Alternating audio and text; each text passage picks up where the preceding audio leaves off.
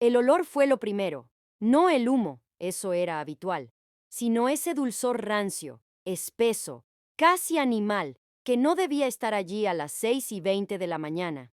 En el antiguo ingenio azucarero de San Bartolo de las Palmas, el día empezaba siempre igual. Hombres con camisas empapadas de sudor antes del amanecer, el crujido metálico de las tolvas, el silbido cansado de las calderas que ya nadie mantenía como antes. Pero esa mañana de octubre de 1987, algo se había filtrado en el aire, algo que no pertenecía ni a la caña ni al óxido. Fue Anselmo Quiñones, peón de limpieza, quien lo notó primero. Se detuvo frente al horno industrial número 3, apagado desde hacía meses, y escarbó con una pala en la ceniza compactada. Al tercer golpe, el metal resonó distinto, no hueco, no seco. Algo pequeño rodó hasta quedar a la vista. Un diente humano. No había sangre, no había cuerpo, solo ceniza tibia, restos de carbón y ese fragmento blanco, absurdamente limpio, como si alguien lo hubiera lavado antes de dejarlo allí. San Bartolo no era un lugar donde pasaran cosas así. Era un pueblo que vivía de rumores pequeños, infidelidades, deudas, borracheras de domingo.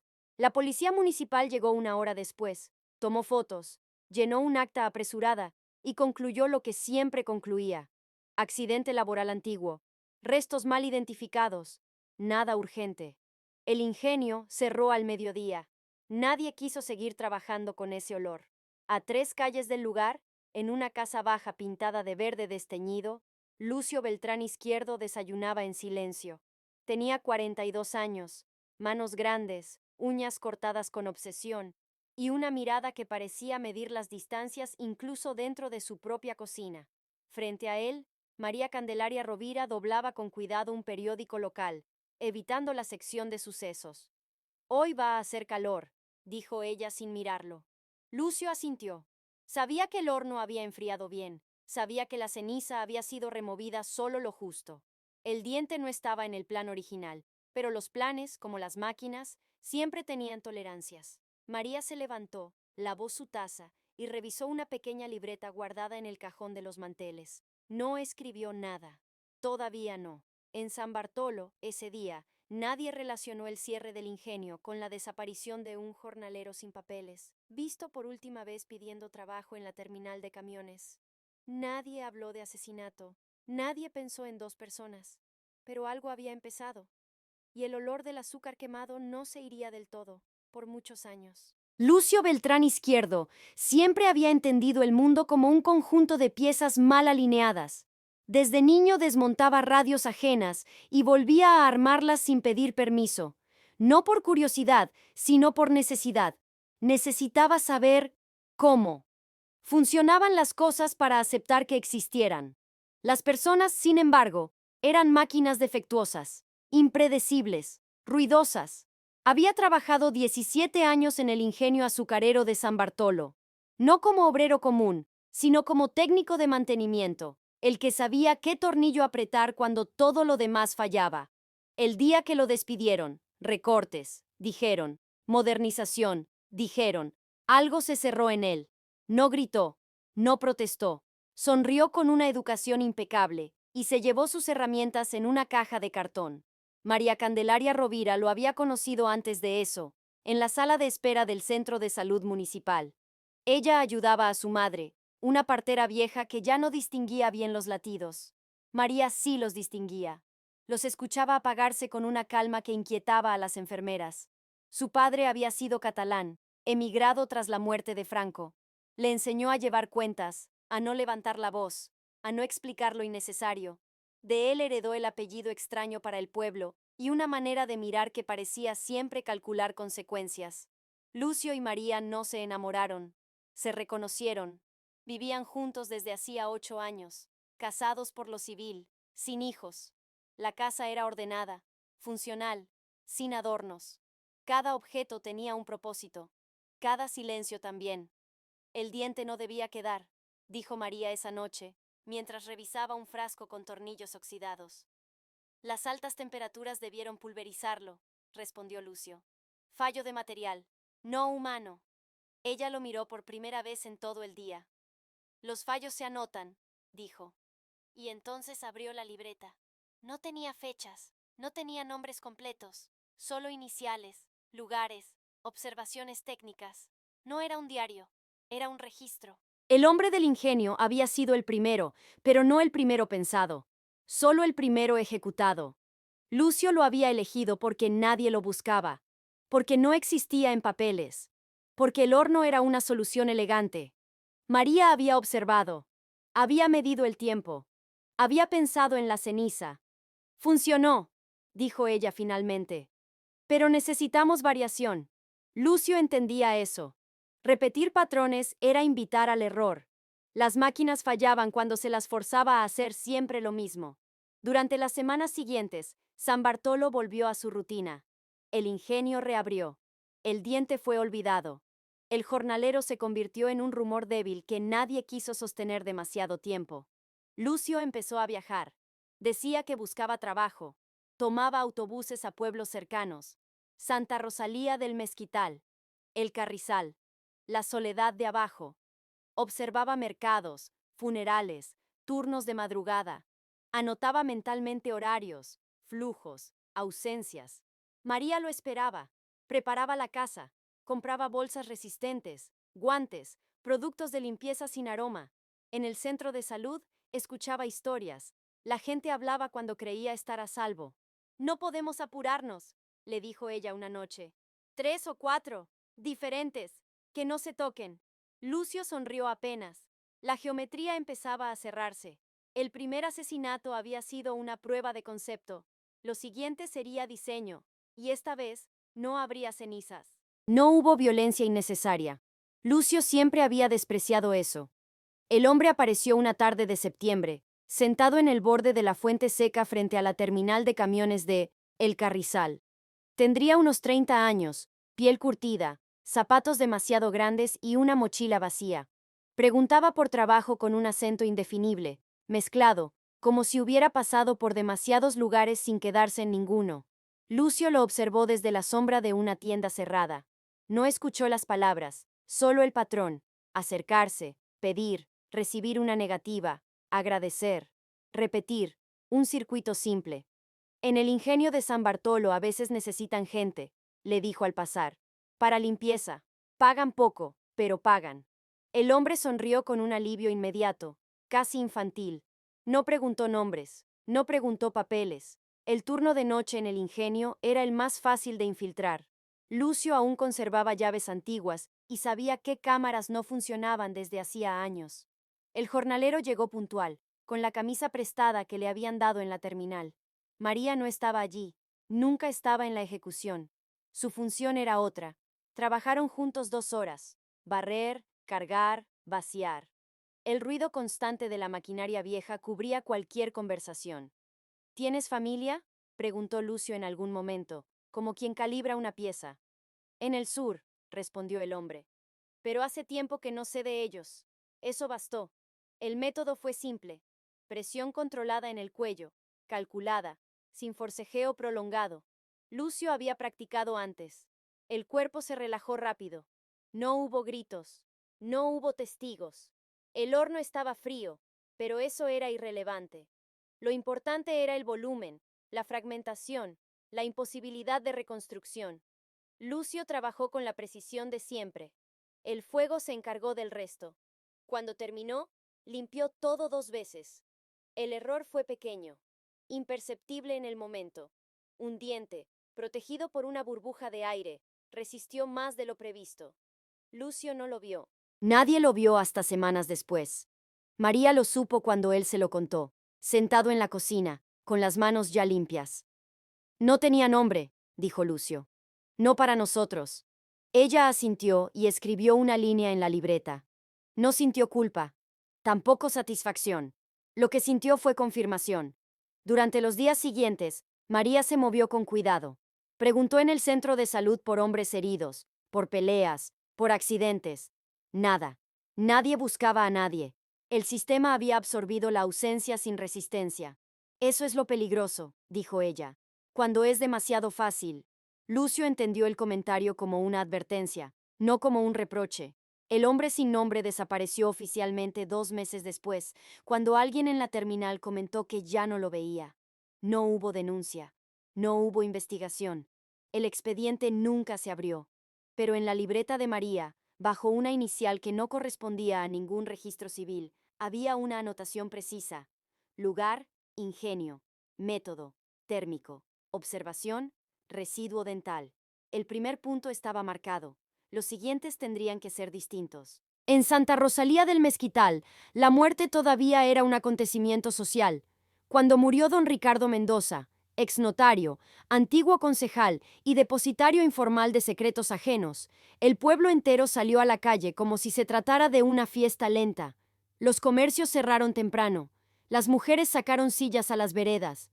Los hombres hablaron en voz baja, no por respeto, sino por costumbre. Don Ricardo había vivido 91 años, suficientes para acumular testamentos ajenos, herencias mal repartidas y favores que nadie olvidaba del todo.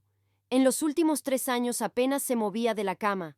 Quien lo hacía posible era Estela Paredes, su cuidadora. 32 años, sin marido, sin hijos, llegada del interior después de una sequía que había vaciado su pueblo. María la había visto por primera vez 2 semanas antes, en el mercado. No la observó como se observa a una víctima. La observó como se observa una pieza disponible. El funeral comenzó a las 10 de la mañana. La iglesia estaba llena. El ataúd cerrado. El olor a flores baratas mezclado con incienso viejo. María ocupó un banco lateral, vestida de negro sobrio, con el cabello recogido como las viudas discretas. Lucio permaneció de pie al fondo, fingiendo no pertenecer. Estela estaba cerca del altar, sosteniendo un rosario que no dejaba de girar entre sus dedos. Había llorado mucho, pero sin escándalo. Nadie sospechaba nada. Era solo una empleada agradecida. Durante la homilía, el sacerdote habló de justicia divina, de cuentas finales, de descanso eterno. María escuchó solo una frase: los muertos no se llevan secretos. Miró a Lucio. Era el momento. Nadie notó la ausencia de Estela hasta después del entierro.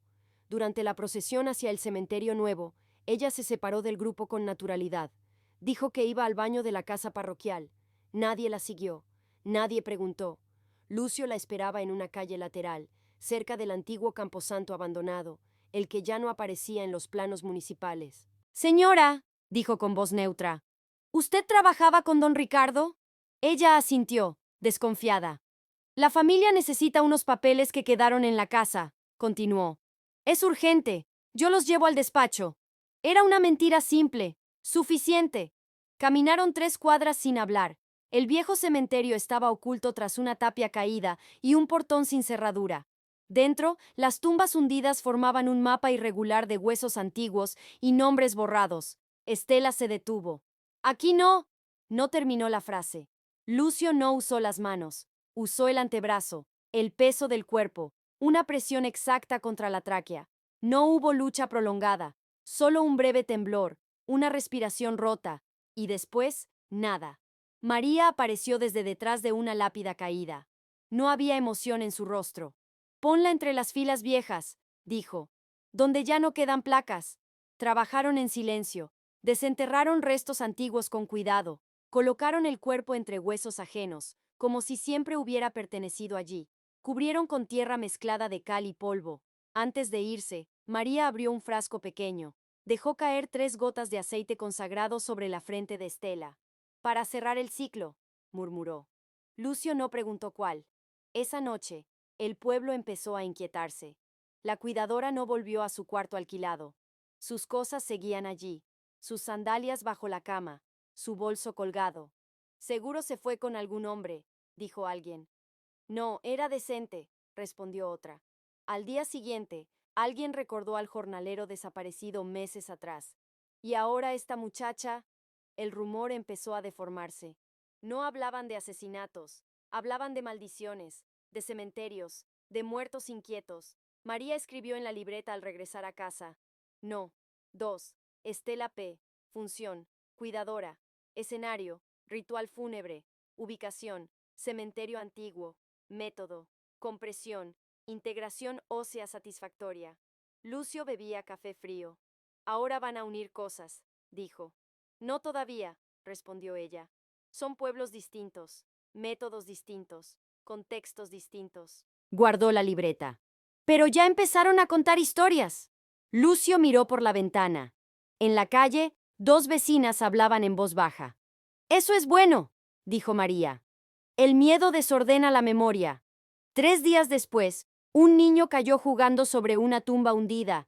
Apareció un hueso que no correspondía a ninguna fosa registrada. La policía excavó por rutina. Encontraron restos mezclados. Demasiados restos. El informe fue confuso. Antiguos enterramientos irregulares, concluyeron. Pero alguien, un agente joven, anotó al margen. Presencia de tejido reciente entre restos antiguos. Fue la primera vez que un papel oficial contuvo una duda. Y en Santa Rosalía, por primera vez, alguien pronunció una frase distinta. Tal vez no es una desgracia, tal vez es alguien, y tal vez no es uno solo. El tercer diseño comenzó con horarios. Lucio pasó semanas viajando sin equipaje, subiendo y bajando de autobuses regionales. Observaba a los choferes, memorizaba rostros, rutinas, gestos automáticos. Los conductores de rutas largas eran criaturas de hábito. Mismo café, misma parada para orinar, mismo asiento en la fonda. El elegido se llamaba Rogelio Vázquez Leiva. 48 años, conductor del trayecto, Zacatecas, San Bartolo, salida a las 5:10 de la mañana. Vivía solo. Tenía hipertensión. Tomaba pastillas sin control médico. María obtuvo esa información en una conversación casual con una enfermera en el centro de salud. No preguntó directamente, solo escuchó. El plan no incluía violencia visible, el objetivo era la naturalidad. La noche anterior, María preparó una mezcla sencilla, nada exótico, nada que dejara residuos claros en sangre, algo que, combinado con la condición de Rogelio, haría el resto. Practicó la dosis con precisión, anotó el tiempo estimado. A las 4:45, Lucio se sentó en el primer asiento del autobús. Saludó al chofer como un viajero habitual. Hace frío hoy, dijo Rogelio, mientras aceptaba el café que Lucio le ofrecía. Siempre antes del amanecer, respondió él. El autobús salió puntual. A los 20 minutos, Rogelio empezó a sudar. A los 30, su respiración se volvió irregular. Logró detener el vehículo en el acotamiento antes de perder el conocimiento. Murió sin testigos directos. Cuando llegaron los paramédicos, el diagnóstico fue inmediato. Infarto fulminante. El cuerpo fue llevado a la morgue local. Nadie pidió autopsia. El hombre tenía antecedentes. El caso se cerró en horas. Pero Lucio no había subido a ese autobús solo para matar. Durante los días siguientes, viajó la misma ruta varias veces, observando controles, tiempos de reacción, procedimientos en caso de emergencia. Aprendió cuánto tardaban en cerrar una carretera, quién llamaba primero, qué se ignoraba siempre. Esto no es un acto aislado, le dijo María revisando la libreta. Es infraestructura. Por primera vez, escribió algo distinto al margen. Ventaja operativa. El error vino de otro lado.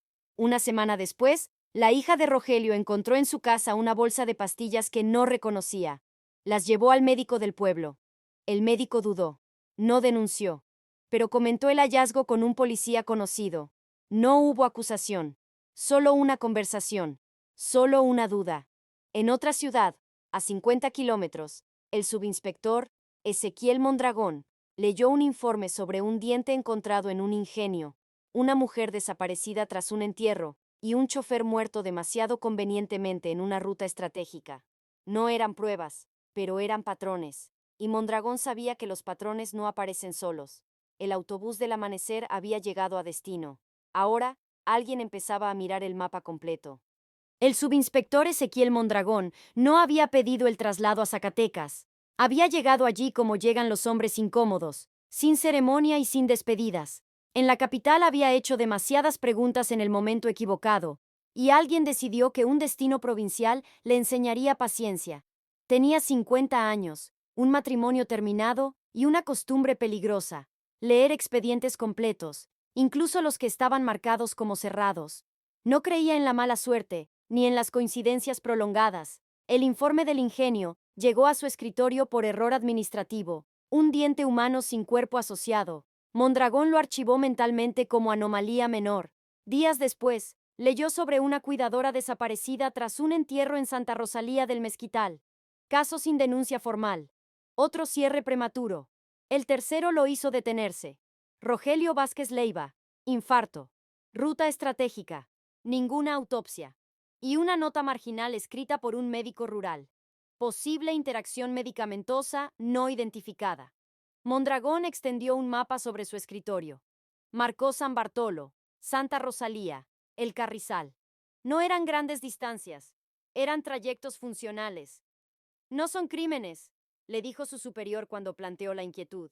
Son ausencias, gente que se va, gente que se muere.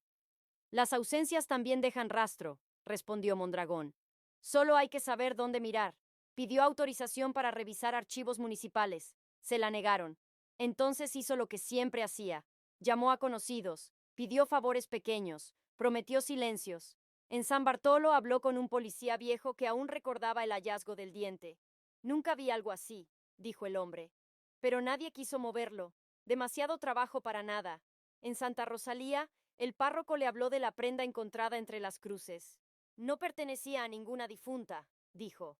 Pero no quise hacer escándalo. Mondragón no tenía un asesino, ni siquiera tenía un caso formal. Tenía fragmentos dispersos y una intuición persistente. No era una sola persona. Mientras tanto, Lucio y María sentían el cambio en el aire sin poder nombrarlo. No había vigilancia directa, no había interrogatorios. Pero María empezó a notar detalles. Un coche desconocido estacionado demasiado tiempo frente al centro de salud. Preguntas repetidas sobre horarios. Una solicitud de registros antiguos. Alguien está ordenando cosas, dijo ella, cerrando la libreta. No nosotros. Lucio revisó la casa. No había errores visibles. El ingenio estaba limpio. El cementerio no hablaría. El autobús había seguido su ruta con otro conductor. Nos queda uno, dijo él. Y después, parar. María lo miró con atención. Esa frase no estaba en el plan original. Uno más es donde se cae la gente, respondió. Porque ya no piensa en términos de diseño, sino de cierre. Pero ya habían avanzado demasiado como para retroceder sin dejar una línea inconclusa. En el despacho de Mondragón, el mapa tenía ahora 4 marcas y una quinta posible. No sabía quiénes eran, no sabía cómo operaban exactamente, pero sabía algo esencial. No buscaban fama, no buscaban caos, buscaban funcionalidad. Y ese tipo de asesinos, lo sabía por experiencia, siempre cometía un error cuando intentaba demostrar que podía detenerse cuando quisiera. El mercado de La Soledad de Abajo solo existía los jueves. El resto de la semana, la plaza era un espacio vacío, polvo y bancas rotas. Pero ese día, desde antes del amanecer, el lugar se llenaba de voces, cajas de madera, animales vivos y dinero contado a mano. María había estado allí antes, sabía dónde no mirar. El elegido fue Benjamín Arriola Funes, vendedor de especias, 39 años, viudo reciente. Dormía en un cuarto detrás de su puesto cuando el mercado cerraba tarde. Tenía la costumbre de beber solo después de desmontar todo, como una recompensa silenciosa. El plan era sencillo: intoxicación alimentaria leve, pérdida de conciencia, asfixia mecánica. Nada que dejara marcas evidentes. El cuerpo sería trasladado fuera del pueblo antes del amanecer, pero los planes simples eran peligrosos. María se acercó al puesto como clienta. Habló con Benjamín más de lo necesario. Rió. Hizo preguntas personales. Lucio lo notó desde lejos y sintió una tensión nueva, algo que no encajaba en la geometría habitual. No prolongues, le dijo más tarde, en voz baja. Ella asintió, pero ya había cruzado una línea invisible. Había dejado que el hombre la viera como alguien concreta, no como una figura funcional. Esa noche, algo falló. Benjamín tardó más en perder el conocimiento. Intentó hablar. No gritó, pero se resistió lo suficiente para que una mujer que cruzaba la plaza lo viera forcejear con alguien. No identificó rostros, solo una silueta femenina, un vestido claro. Lucio terminó el trabajo con rapidez. Demasiada. El cuerpo fue ocultado en un viejo pozo seco a las afueras del pueblo. No era el lugar ideal, pero el tiempo se había comprimido. María escribió en la libreta con mano firme, aunque por dentro algo se había desplazado. 2 días después, la mujer del mercado habló con un policía municipal. No acusó. Dijo que había visto algo raro. El comentario llegó, diluido, hasta la comandancia regional, y de allí al escritorio de Mondragón. La descripción era vaga, pero por primera vez había una figura repetida. Una mujer presente, una mujer que no pertenecía al entorno. Mondragón viajó a la soledad de abajo, caminó la plaza, habló con vendedores. Uno recordó a una mujer educada, demasiado tranquila. Otro mencionó que preguntaba por turnos, por cierres. En el pozo encontraron restos, fragmentos óseos, ropa, una bolsa con especias mezcladas con tierra. Suficiente para abrir un expediente real. No es improvisación, dijo Mondragón a su equipo. Es ruptura de patrón. Lucio y María lo supieron antes de que llegaran a su puerta. El ambiente se había vuelto denso. María guardó la libreta en un lugar nuevo. Lucio desarmó herramientas que ya no podían conservarse. Este fue el último, dijo él. No, respondió ella. Este fue el que nos expuso. El error no había sido el método. Había sido la cercanía. Y ahora, alguien seguía el hilo correcto. Mondragón no anunció la investigación. No pidió refuerzos visibles. Sabía que, si eran quienes él creía, cualquier presión directa los haría desaparecer. En lugar de eso, hizo lo que mejor sabía hacer. Redujo el mundo. Cruzó listas de personal antiguo del ingenio de San Bartolo con padrones electorales. Buscó técnicos despedidos entre 1985 y 1987. Eliminó a los que se habían mudado lejos, a los muertos, a los alcohólicos incapaces de sostener una rutina compleja. Quedaron pocos nombres. El de Lucio Beltrán Izquierdo. Apareció 2 veces, como técnico especializado y como propietario de herramientas industriales no registradas, compradas legalmente años atrás. Nada ilegal, nada concluyente. María apareció por otra vía. Mondragón revisó los registros del Centro de Salud Rural. Buscaba patrones de conversación, no delitos. Enfermeras que hablaban demasiado. Pacientes que daban información sin saberlo. El apellido, Rovira. Llamó su atención. Extranjero. Raro. Constante. No trabajan solos, dijo Mondragón. Funcionan como sistema. Ordenó vigilancia discreta. Un coche estacionado lejos. Un agente que fingía vender seguros. Preguntas inocentes a vecinos. Lucio notó la primera anomalía una tarde. El mismo hombre pasó 2 veces frente a la casa, mirando el número. No se detuvo. No preguntó. Eso era peor. María encontró la segunda. En el centro de salud, alguien había solicitado copias de turnos antiguos. No los más recientes, los de años atrás. Ya no es intuición, dijo ella esa noche. Es verificación. Decidieron mover el contenido sensible. La libreta. Algunas bolsas. Ropa doblada con cuidado, guardada como si fuera mercancía. Lucio conocía un sitio que nadie revisaba. Un almacén abandonado detrás del ingenio, sellado tras una inspección falsa años antes. No llegaron a tiempo. Mondragón no entró al almacén por casualidad. Lo hizo porque una factura vieja, mal archivada, indicaba movimientos de herramientas cuando el lugar ya estaba clausurado. Dentro encontró lo que necesitaba, y más de lo que quería. Prendas femeninas de distintos estilos, restos óseos envueltos en plástico, frascos con etiquetas técnicas, y una libreta sin fechas. No había nombres completos, pero había lógica, y había constancia. Es suficiente, dijo. El operativo fue silencioso, sin armas largas, sin espectáculo. Lucio y María fueron detenidos una mañana, saliendo de casa, cada uno con una bolsa distinta en la mano. No resistieron. En los interrogatorios, separados, ocurrió lo esperado. Lucio habló primero. Intentó explicar el diseño, la eficiencia, la ausencia de emoción. Se perdió en detalles técnicos. Se contradijo. María no explicó nada. Confirmó fechas. Corrigió horarios. No negó. No justificó. Cuando Mondragón cerró el expediente, supo que había algo más. Revisó la libreta por última vez. Había marcas que no correspondían a los 4 casos conocidos. ¿Cuántos?, preguntó. María lo miró sin expresión. Los necesarios, respondió. La casa había terminado. Ahora comenzaba el impacto. El pequeño tribunal de Zacatecas nunca había visto un caso como ese. No era solo la violencia, ni la cantidad de víctimas. Era la meticulosidad, la ausencia de remordimiento y la frialdad que inundaba cada sala donde aparecían Lucio y María. Los lugareños seguían la noticia con mezcla de horror y fascinación. Los periódicos titulaban: Pareja asesina altera la rutina de los pueblos. El arresto había sido limpio, casi invisible. Lucio fue llevado primero, esposado y con mirada calculadora. Cada paso del subinspector Mondragón estaba registrado. La evidencia reunida, los restos óseos, la ropa, la libreta meticulosamente organizada, las herramientas usadas, era abrumadora. Cada pieza podía relacionarse con al menos una de las víctimas conocidas.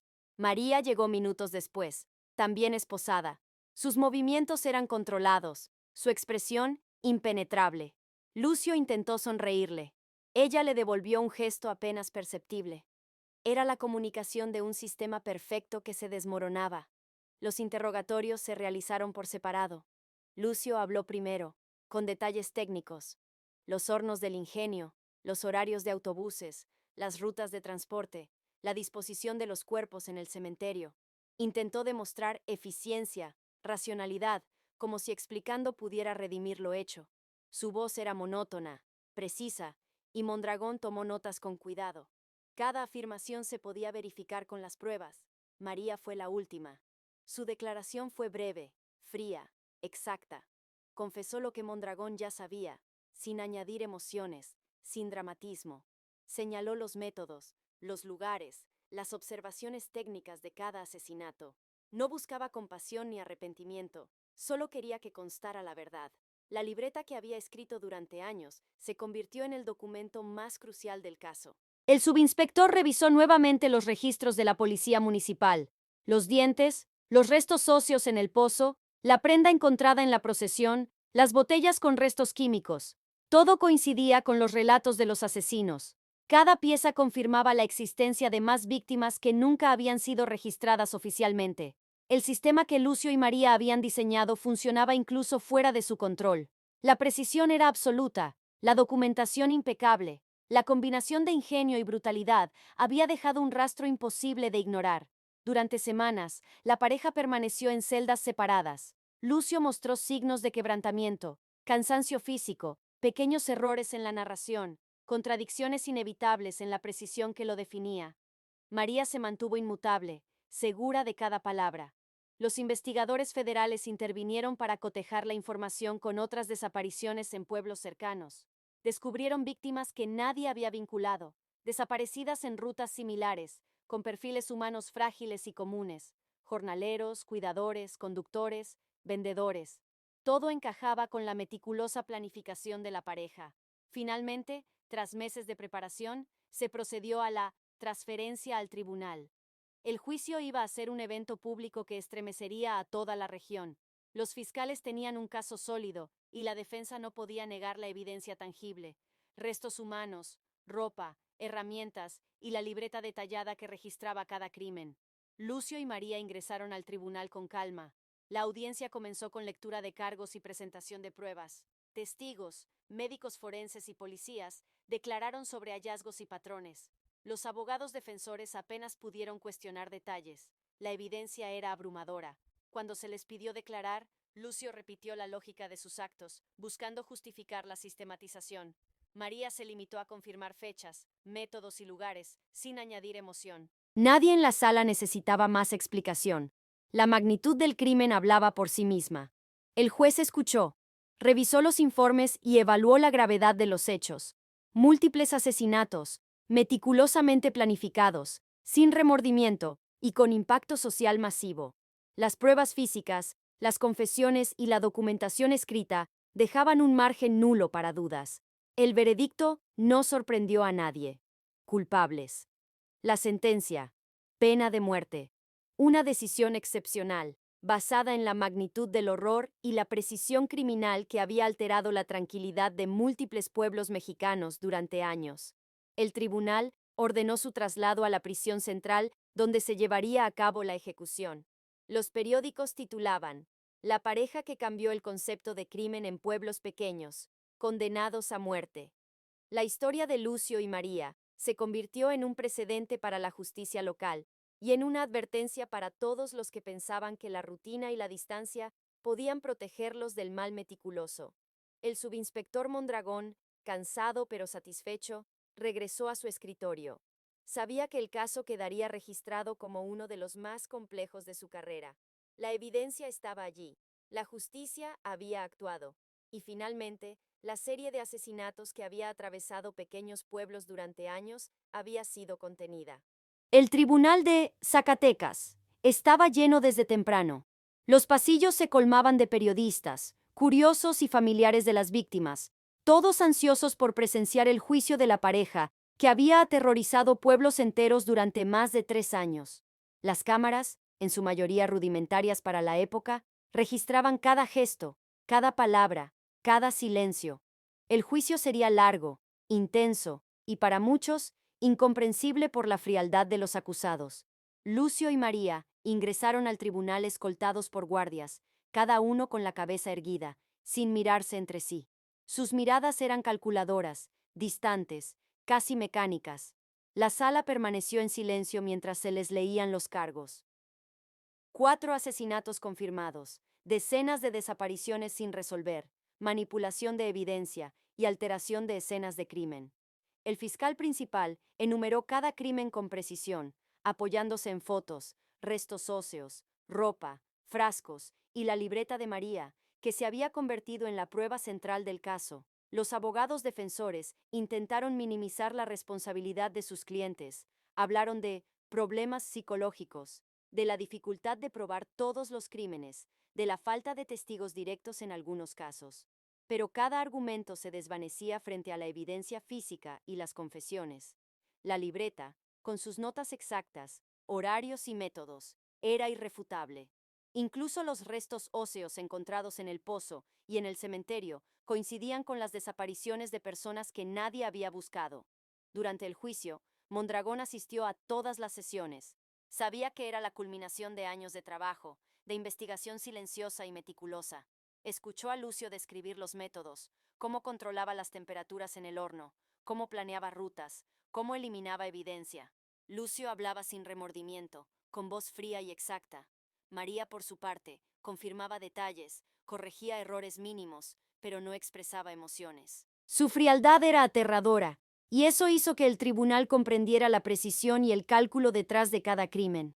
Tras semanas de testimonios, pruebas y alegatos, llegó el momento del veredicto. La tensión era palpable. Los familiares de las víctimas contenían lágrimas. Algunos murmuraban en voz baja. Los jueces deliberaron durante horas, revisando cada elemento, cada detalle. Finalmente, el presidente del tribunal se levantó para dar la sentencia. Después de considerar las pruebas presentadas, las confesiones de los acusados, la evidencia forense y la magnitud de los crímenes, este tribunal declara culpables a Lucio Beltrán Izquierdo y María Candelaria Rovira de todos los cargos imputados, imponiendo la pena de muerte conforme a la legislación vigente. Un murmullo recorrió la sala. Algunos gritaron, otros lloraron. Lucio y María apenas reaccionaron. Sus rostros permanecieron inmutables, como si el mundo exterior no existiera. El juicio marcó un precedente en México. La historia de la pareja fue estudiada por criminólogos, policías y psicólogos durante años. La frialdad de sus métodos, la meticulosidad con la que operaban y su capacidad para pasar desapercibidos en comunidades pequeñas se convirtieron en caso de estudio. La libreta de María se archivó como evidencia histórica, un documento que mostraba la lógica detrás de la locura, el diseño detrás del horror. En la prisión, Lucio y María fueron mantenidos en celdas separadas. La ejecución se programó conforme a la ley, y la fecha se hizo pública. Los días previos transcurrieron en silencio. Lucio revisaba una y otra vez mentalmente cada detalle de sus crímenes, como un ingeniero repasa planos. María simplemente observaba, escribiendo pequeñas anotaciones en papel que nunca sería revelado. Ninguno mostró arrepentimiento. El día de la ejecución, la noticia se extendió rápidamente. Periodistas esperaban en los alrededores. Familiares de las víctimas y curiosos se congregaron en el perímetro, mientras las autoridades mantenían la seguridad máxima. Lucio y María caminaron hacia la cámara de ejecución sin resistencia. La sentencia se cumplió de manera oficial y rápida. Con la muerte de Lucio y María, se cerró un capítulo oscuro de la historia criminal mexicana. Pero su legado permaneció. Un caso que demostró que el mal podía operar con precisión, que la lógica podía coexistir con la brutalidad, y que la vigilancia y la justicia eran esenciales incluso en los pueblos más pequeños y tranquilos. El subinspector Mondragón continuó su carrera, siempre recordando cómo pequeñas coincidencias y patrones mínimos lograron desenredar un hilo de horror que parecía imposible de rastrear. San Bartolo, Santa Rosalía, el Carrizal y la Soledad de Abajo lentamente retomaron su ritmo. Los recuerdos de los desaparecidos y asesinados permanecieron en los corazones de sus habitantes, mientras los periódicos archivaban el caso como uno de los más extraordinarios y meticulosos de la historia reciente de México. La lección fue clara. Incluso la rutina más tranquila puede ocultar un diseño mortal. El silencio volvió a los pueblos, pero nunca del todo.